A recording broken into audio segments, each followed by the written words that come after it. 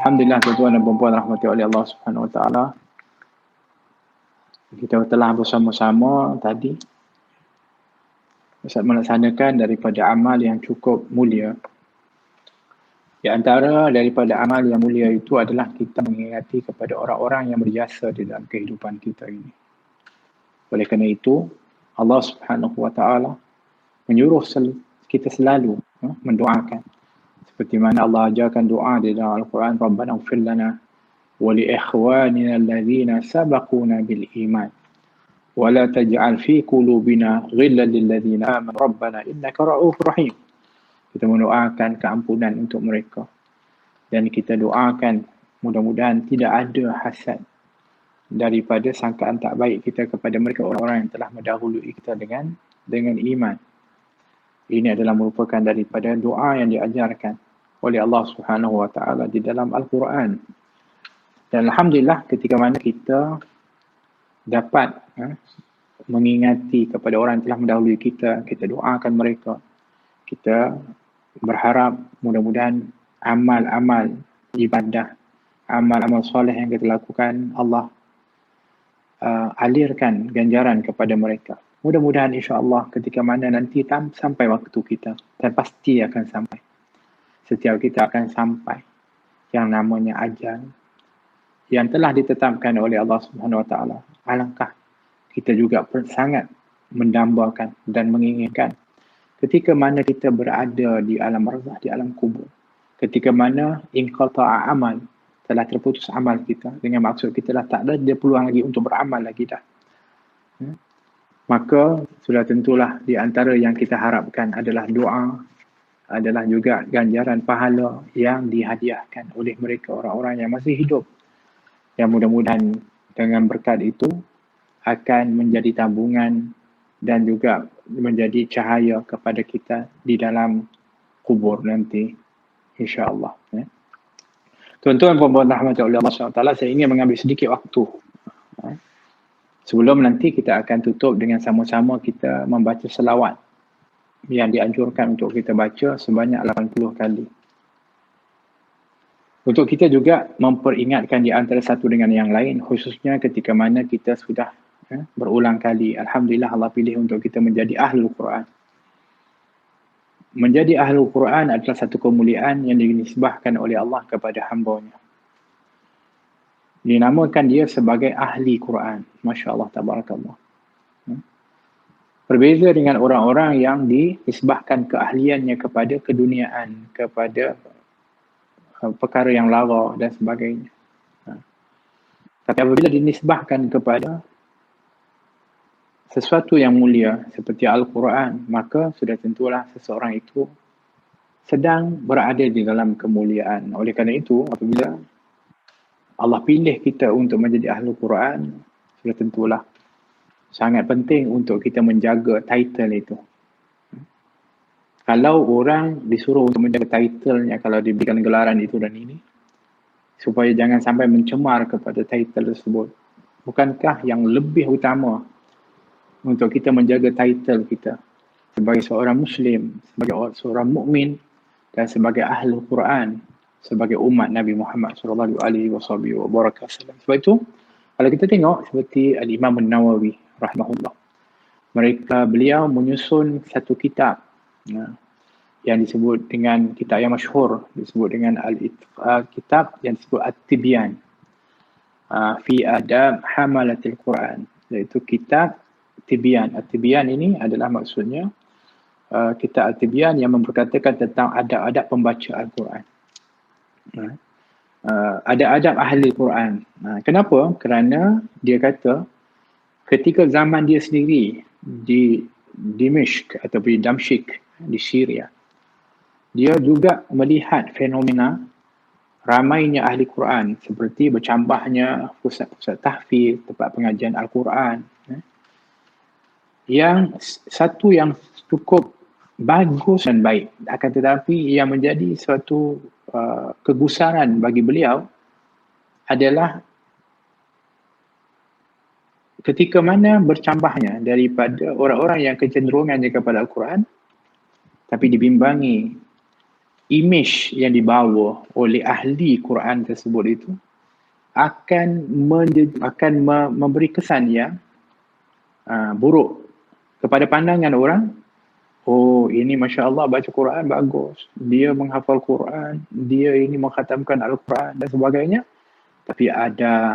Tapi akhlak jauh daripada Al-Quranul Karim. Oleh kerana itu, perhatian beliau sehingga akhirnya menyusun satu kitab yang disebutkan oleh beliau, kitab yang mudah sebagai panduan khususnya kepada hamalatul Quran, iaitu orang-orang yang membaca, yang melazimi kepada Al-Quran.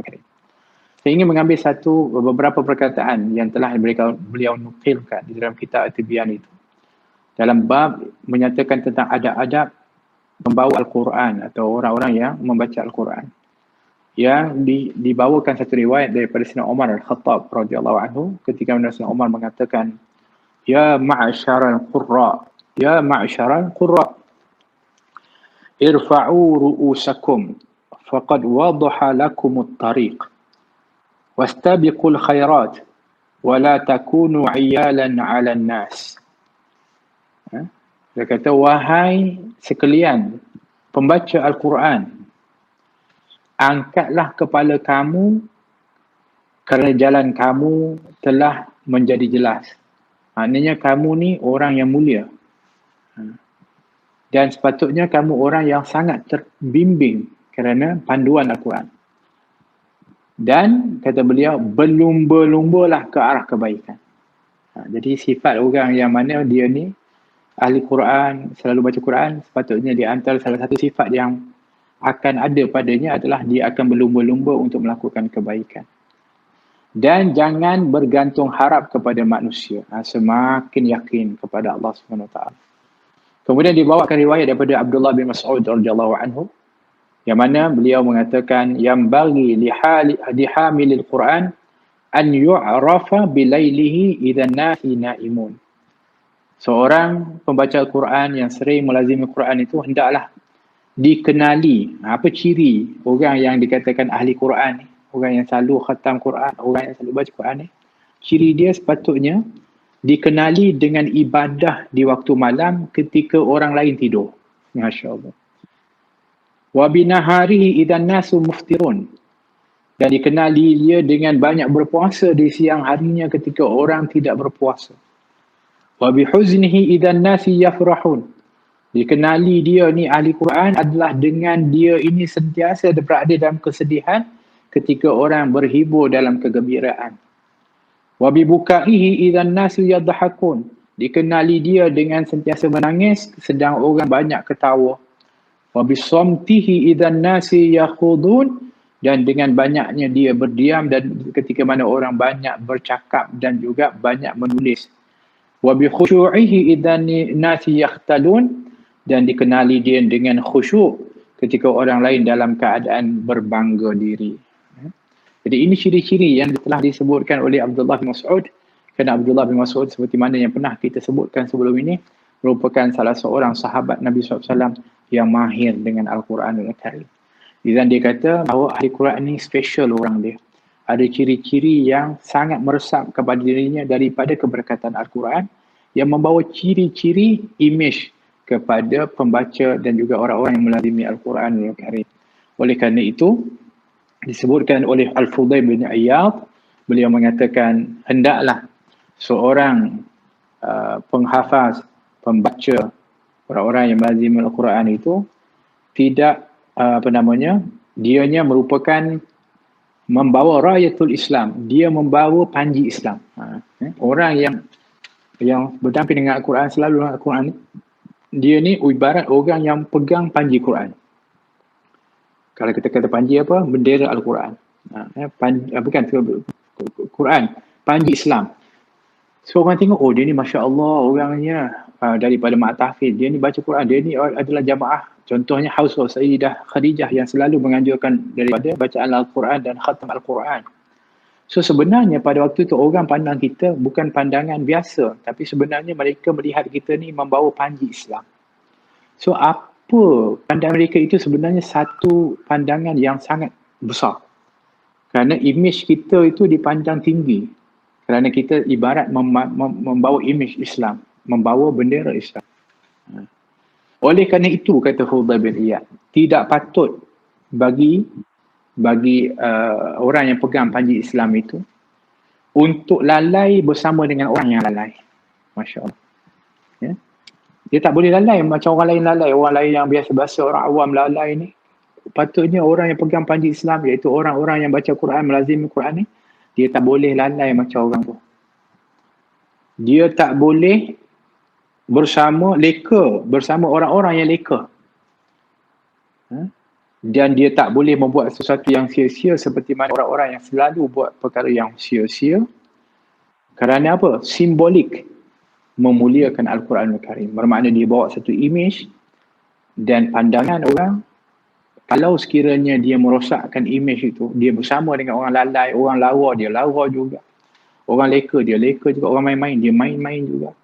Maka ketika itu, seolah-olah minta maaf, dia telah merendahkan imej Al-Quran, walaupun Al-Quran itu adalah tinggi agung, tapi kerana sebab dia, maka dibimbangi, orang akan pandang rendah. Baik itu kepada Islam atau kepada Al-Quranul Karim. Tuan-tuan dan puan rahmati oleh Allah, kita mempunyai tanggungjawab yang cukup besar.